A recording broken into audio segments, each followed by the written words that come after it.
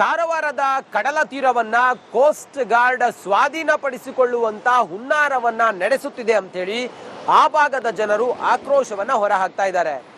ಯಾಕೆ ಏನು ಎತ್ತ ಅನ್ನೋದ್ರ ಬಗ್ಗೆ ಡಿಟೇಲ್ ವರದಿಯೊಂದಿಗೆ ನಮ್ಮ ಪ್ರತಿನಿಧಿ ಲೈವ್ ರಿಪೋರ್ಟ್ ನೀಡಿದ್ದಾರೆ. ಬನ್ನಿ ನೋಡೋಣ. ಹೋದಿಯ ಪಿಶಾಚಿ ಅಂದ್ರೆ ಬಂದೆನ ಗವಾಕ್ಷಲ್ ಎಂಬ ಗಾದೆಯಾಗಿ ಉತ್ತರ ಕನ್ನಡ ಜಿಲ್ಲೆ ಕಾರವಾರದ ಕಡಲ ತೀರಕ್ಕೆ ಮತ್ತೆ ಕೋಸ್ಟ್ ಗಾರ್ಡ್ ಒಕ್ಕರಿಸಿರುವಂತದ್ದು. ಇದು ಹಲವು ವರ್ಷಗಳಿಂದ ಕಾರವಾರದ ಮೀನುಗಾರರಿಗೆ ಮತ್ತು ನಾಗರಿಕರಿಗೆ ಇರುವಂತಹ ಏಕೈಕ ಬೀಚು. ರಾಷ್ಟ್ರ ಪ್ರಸಿದ್ಧವಾಗಿರುವಂತಹ ಈ ಬೀಚ್ಗೆ ಸಾಕಷ್ಟು ಸಂಖ್ಯೆಯಲ್ಲಿ ಇಲ್ಲಿ ಪ್ರವಾಸಿಗರು ಕೂಡ ಬರ್ತಾ ಇರುವಂತದ್ದು. ಆದ್ರೆ ಇಲ್ಲಿ ಕೋಸ್ಟ್ ಗಾರ್ಡ್ ನವರು ಇಲ್ಲಿ ಒಂದು ಸ್ಟೇಷನ್ ಮಾಡಲು ಕಳೆದ ಹಲವಾರು ವರ್ಷಗಳಿಂದ ಹುನ್ನಾರವನ್ನು ಕೂಡ ನಡೆಸಿದ್ರು. ಈ ಹಿಂದೆ ಕೂಡ ಕಾರವಾರದ ನಾಗರಿಕರು ಇದಕ್ಕೆ ವಿರೋಧವನ್ನು ವ್ಯಕ್ತಪಡಿಸಿ ಭಾರಿ ದೊಡ್ಡ ಪ್ರಮಾಣದ ಪ್ರತಿಭಟನೆ ಕೂಡ ಮಾಡಿರುವಂತದ್ದು. ಯಾಕಾಗಿ ಕೋಸ್ಟ್ ಗಾರ್ಡ್ ಅವರು ಬಂದಿದ್ರು ಸರ್ ಇಲ್ಲಿಗೆ, ಮತ್ತೆ ಏನೆಲ್ಲ ಪ್ಲಾನ್ ಗಳನ್ನು ಮಾಡಿದ್ದಾರೆ? ಇಲ್ಲಿ ಕೋಸ್ಟ್ ಗಾರ್ಡ್ನವರು 3 ಎಕರೆ 20 ಗುಂಟೆ ಜಮೀನು ಅಂದರೆ ಸರ್ವೆ ನಂಬರು 294 ಅ ಮತ್ತು 294 ಬ ಅದರಲ್ಲಿ 3 ಎಕರೆ 20 ಗುಂಟೆ ಜಮೀನನ್ನು ಈಗ ತಗೊಂಡಿದ್ದಾರೆ ಅಂತ ಹೇಳ್ಕೊಂಡು ಅವರ ಪಹಣಿ ಪತ್ರಿಕೆಯಲ್ಲಿ ಅವ್ರ ಹೆಸರು ಆಗಿ ಹೋಗಿದೆ. ಪೊಲೀಸ್ ಪ್ರೊಟೆಕ್ಷನ್ ತಗೊಂಡು ಇವತ್ತು ಇಲ್ಲಿ ಸರ್ವೆ ಮಾಡಿ ಅವರು ಬೇಲಿ ಹಾಕಲಿಕ್ಕೆ ಬಂದಿದ್ರು. ಹಾಗೆ ಇಲ್ಲೆಲ್ಲ ಕ್ಲೀನಿಂಗ್ನೆಸ್ ಮಾಡಲಿಕ್ಕೆ ಮಷಿನ್ ಎಲ್ಲ ತಂದಿದ್ರು, JCB ಎಲ್ಲ ತಂದಿದ್ರು. ಇದು ನಮಗೆ ಗೊತ್ತಾದ ಕೂಡಲೇ ನಾವು ನಮ್ಮ ಸಂಘಟನೆಯಿಂದ ಬಂದು ಅವರನ್ನು ಪ್ರತಿರೋಧವನ್ನು ಮಾಡಿದ್ದೇವೆ. ಇದು ಈಗಾಗಲೇ 2009-10ರಲ್ಲಿ ಏನಾಗಿದೆ ಅಂತ ಹೇಳಿದ್ರೆ 13 ಎಕರೆ 36 ಗುಂಟೆ ಜಮೀನನ್ನ ಆಲ್ರೆಡಿ ಕೊಟ್ಟಾಗಿತ್ತು. ಪ್ಲಾನ್ ಏನಿದೆ ಸರ್? ಇಲ್ಲಿ ಅವರು ಏನು ಅವರು ಓವರ್ ಕ್ರಾಫ್ಟ್ ಬೋಟ್ ಇಡೋಕ್ಕೋಸ್ಕರ ಮತ್ತು ಇಲ್ಲಿ ಮೀನುಗಾರರಿಗೆ ರಕ್ಷಣೆ ಮಾಡ್ತಾರೆ ಅಂತ ಹೇಳ್ತಾರೆ.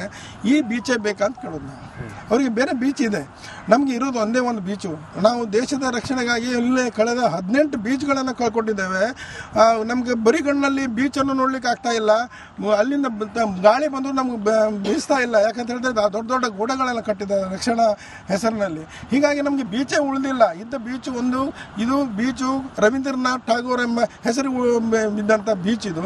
ಈ ಬೀಚು ನಮ್ಗೆ ಉಳಿಸ್ಕೊಳ್ಬೇಕಾದದ್ದು ನಮ್ಮ ಎಲ್ಲ ಕಾರವಾರಿಗರ ಕರ್ತವ್ಯ ಸಹಿತ ಆಗಿದೆ. ಹಾಗಾಗಿ ನಾವು ಯಾವ ಹೋರಾಟಕ್ಕೂ ಸಹಿತ ಸಿದ್ಧ ಇದ್ದೇವೆ. ಈಗ ಮೀನುಗಾರರಿಗೆ ಯಾವ ರೀತಿ ಅನುಕೂಲ ಆಗ್ತದೆ ಈ ಬೀಚ್?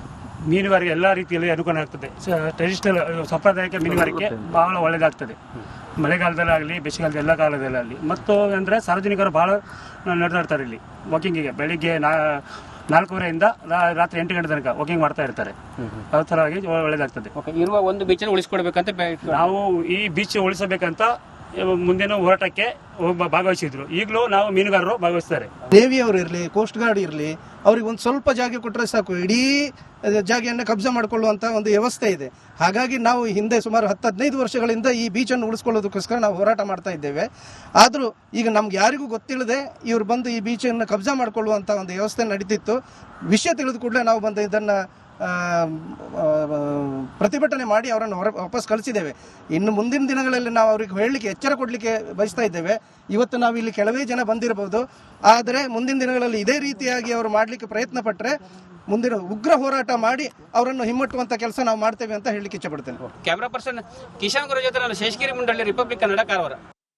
ಕಾರವಾರದ ಕಡಲ ತೀರವನ್ನ ಕೋಸ್ಟ್ ಗಾರ್ಡ್ ಸ್ವಾಧೀನಪಡಿಸಿಕೊಳ್ಳುವಂತ ಹುನ್ನಾರವನ್ನ ನಡೆಸುತ್ತಿದೆ ಅಂತೇಳಿ ಆ ಭಾಗದ ಜನರು ಆಕ್ರೋಶವನ್ನ ಹೊರಹಾಕ್ತಾ ಇದ್ದಾರೆ. ಯಾಕೆ ಏನು ಎತ್ತ ಅನ್ನೋದ್ರ ಬಗ್ಗೆ ಡಿಟೇಲ್ ವರದಿಯೊಂದಿಗೆ ನಮ್ಮ ಪ್ರತಿನಿಧಿ ಲೈವ್ ರಿಪೋರ್ಟ್ ನೀಡಿದ್ದಾರೆ. ಬನ್ನಿ ನೋಡೋಣ. ಹೋದಿಯ ಪಿಶಾಚಿ ಅಂದ್ರೆ ಬಂದೆನ ಗವಾಕ್ಷಲ್ ಎಂಬ ಗಾದೆಯಾಗಿ ಉತ್ತರ ಕನ್ನಡ ಜಿಲ್ಲೆ ಕಾರವಾರದ ಕಡಲ ತೀರಕ್ಕೆ ಮತ್ತೆ ಕೋಸ್ಟ್ ಗಾರ್ಡ್ ಒಕ್ಕರಿಸಿರುವಂತದ್ದು. ಇದು ಹಲವು ವರ್ಷಗಳಿಂದ ಕಾರವಾರದ ಮೀನುಗಾರರಿಗೆ ಮತ್ತು ನಾಗರಿಕರಿಗೆ ಇರುವಂತಹ ಏಕೈಕ ಬೀಚು. ರಾಷ್ಟ್ರ ಪ್ರಸಿದ್ಧವಾಗಿರುವಂತಹ ಈ ಬೀಚ್ಗೆ ಸಾಕಷ್ಟು ಸಂಖ್ಯೆಯಲ್ಲಿ ಇಲ್ಲಿ ಪ್ರವಾಸಿಗರು ಕೂಡ ಬರ್ತಾ ಇರುವಂತದ್ದು. ಆದ್ರೆ ಇಲ್ಲಿ ಕೋಸ್ಟ್ ಗಾರ್ಡ್ ನವರು ಇಲ್ಲಿ ಒಂದು ಸ್ಟೇಷನ್ ಮಾಡಲು ಕಳೆದ ಹಲವಾರು ವರ್ಷಗಳಿಂದ ಹುನ್ನಾರವನ್ನು ಕೂಡ ನಡೆಸಿದ್ರು. ಈ ಹಿಂದೆ ಕೂಡ ಕಾರವಾರದ ನಾಗರಿಕರು ಇದಕ್ಕೆ ವಿರೋಧವನ್ನು ವ್ಯಕ್ತಪಡಿಸಿ ಭಾರಿ ದೊಡ್ಡ ಪ್ರಮಾಣದ ಪ್ರತಿಭಟನೆ ಕೂಡ ಮಾಡಿರುವಂತದ್ದು. ಯಾಕಾಗಿ ಕೋಸ್ಟ್ ಗಾರ್ಡ್ ಅವರು ಬಂದಿದ್ರು ಸರ್ ಇಲ್ಲಿಗೆ, ಮತ್ತೆ ಏನೆಲ್ಲ ಪ್ಲಾನ್ ಗಳನ್ನು ಮಾಡಿದ್ದಾರೆ? ಇಲ್ಲಿ ಕೋಸ್ಟ್ ಗಾರ್ಡ್ನವರು 3 ಎಕರೆ 20 ಗುಂಟೆ ಜಮೀನು ಅಂದರೆ ಸರ್ವೆ ನಂಬರು 294 ಅ ಮತ್ತು 294 ಬ ಅದರಲ್ಲಿ 3 ಎಕರೆ 20 ಗುಂಟೆ ಜಮೀನನ್ನು ಈಗ ತಗೊಂಡಿದ್ದಾರೆ ಅಂತ ಹೇಳ್ಕೊಂಡು ಅವರ ಪಹಣಿ ಪತ್ರಿಕೆಯಲ್ಲಿ ಅವ್ರ ಹೆಸರು ಆಗಿ ಹೋಗಿದೆ. ಪೊಲೀಸ್ ಪ್ರೊಟೆಕ್ಷನ್ ತಗೊಂಡು ಇವತ್ತು ಇಲ್ಲಿ ಸರ್ವೆ ಮಾಡಿ ಅವರು ಬೇಲಿ ಹಾಕಲಿಕ್ಕೆ ಬಂದಿದ್ರು. ಹಾಗೆ ಇಲ್ಲೆಲ್ಲ ಕ್ಲೀನಿಂಗ್ನೆಸ್ ಮಾಡಲಿಕ್ಕೆ ಮಷಿನ್ ಎಲ್ಲ ತಂದಿದ್ರು, JCB ಎಲ್ಲ ತಂದಿದ್ರು. ಇದು ನಮಗೆ ಗೊತ್ತಾದ ಕೂಡಲೇ ನಾವು ನಮ್ಮ ಸಂಘಟನೆಯಿಂದ ಬಂದು ಅವರನ್ನು ಪ್ರತಿರೋಧವನ್ನು ಮಾಡಿದ್ದೇವೆ. ಇದು ಈಗಾಗಲೇ 2009-10ರಲ್ಲಿ ಏನಾಗಿದೆ ಅಂತ ಹೇಳಿದ್ರೆ 13 ಎಕರೆ 36 ಗುಂಟೆ ಜಮೀನನ್ನ ಆಲ್ರೆಡಿ ಕೊಟ್ಟಾಗಿತ್ತು. ಪ್ಲಾನ್ ಏನಿದೆ ಸರ್? ಇಲ್ಲಿ ಅವರು ಏನೋ ಅವ್ರದ್ದು ಓವರ್ ಕ್ರಾಫ್ಟ್ ನಮ್ಮ ಬೋಟ್ ಇಡೋಸ್ಕೋಸ್ಕರ ಮತ್ತು ಇಲ್ಲಿ ಮೀನುಗಾರರಿಗೆ ರಕ್ಷಣೆ ಮಾಡ್ತಾರೆ ಅಂತ ಹೇಳ್ತಾರೆ. ಈ ಬೀಚೇ ಬೇಕಂತ ಕೇಳೋದು ನಾವು. ಅವರಿಗೆ ಬೇರೆ ಬೀಚ್ ಇದೆ, ನಮಗೆ ಇರೋದು ಒಂದೇ ಒಂದು ಬೀಚು. ನಾವು ದೇಶದ ರಕ್ಷಣೆಗಾಗಿ ಇಲ್ಲೇ ಕಳೆದ 18 ಬೀಚ್ಗಳನ್ನು ಕಳ್ಕೊಂಡಿದ್ದೇವೆ. ನಮಗೆ ಬರಿಗಣ್ಣಲ್ಲಿ ಬೀಚನ್ನು ನೋಡ್ಲಿಕ್ಕೆ ಆಗ್ತಾ ಇಲ್ಲ. ಅಲ್ಲಿಂದ ಗಾಳಿ ಬಂದರೂ ನಮ್ಗೆ ಬೀಸ್ತಾ ಇಲ್ಲ. ಯಾಕಂತ ಹೇಳಿದ್ರೆ ದೊಡ್ಡ ದೊಡ್ಡ ಗೋಡೆಗಳನ್ನು ಕಟ್ಟಿದ್ದಾರೆ ರಕ್ಷಣಾ ಹೆಸರಿನಲ್ಲಿ. ಹೀಗಾಗಿ ನಮಗೆ ಬೀಚೇ ಉಳಿದಿಲ್ಲ. ಇದ್ದ ಬೀಚ್ ಒಂದು ಇದು ಬೀಚು ರವೀಂದ್ರನಾಥ್ ಠಾಗೋರ್ ಎಂಬ ಹೆಸರು ಇದ್ದಂಥ ಬೀಚ್ ಇದು. ಈ ಬೀಚು ನಮ್ಗೆ ಉಳಿಸ್ಕೊಳ್ಬೇಕಾದದ್ದು ನಮ್ಮ ಎಲ್ಲ ಕಾರವಾರಿಗರ ಕರ್ತವ್ಯ ಸಹಿತ ಆಗಿದೆ. ಹಾಗಾಗಿ ನಾವು ಯಾವ ಹೋರಾಟಕ್ಕೂ ಸಹಿತ ಸಿದ್ಧ ಇದ್ದೇವೆ. ಈಗ ಮೀನುಗಾರರಿಗೆ ಯಾವ ರೀತಿ ಅನುಕೂಲ ಆಗ್ತದೆ ಈ ಬೀಚ್? ಮೀನುಗಾರಿಕೆ ಎಲ್ಲ ರೀತಿಯಲ್ಲಿ ಅನುಕೂಲ ಆಗ್ತದೆ. ಟ್ರೆಡಿಷನಲ್ ಸಾಂಪ್ರದಾಯಿಕ ಮೀನುಗಾರಿಕೆ ಬಹಳ ಒಳ್ಳೆಯದಾಗ್ತದೆ. ಮಳೆಗಾಲದಲ್ಲಾಗಲಿ ಬೇಸಿಗೆಗಾಲದ ಎಲ್ಲ ಕಾಲದಲ್ಲಾಗಲಿ. ಮತ್ತು ಅಂದರೆ ಸಾರ್ವಜನಿಕರು ಭಾಳ ನಡೆದಾಡ್ತಾರೆ ಇಲ್ಲಿ ವಾಕಿಂಗಿಗೆ. ಬೆಳಿಗ್ಗೆ 4:30 ರಾತ್ರಿ 8 ಗಂಟೆ ತನಕ ವಾಕಿಂಗ್ ಮಾಡ್ತಾ ಇರ್ತಾರೆ. ಅದ್ರ ಥರವಾಗಿ ಒಳ್ಳೆಯದಾಗ್ತದೆ.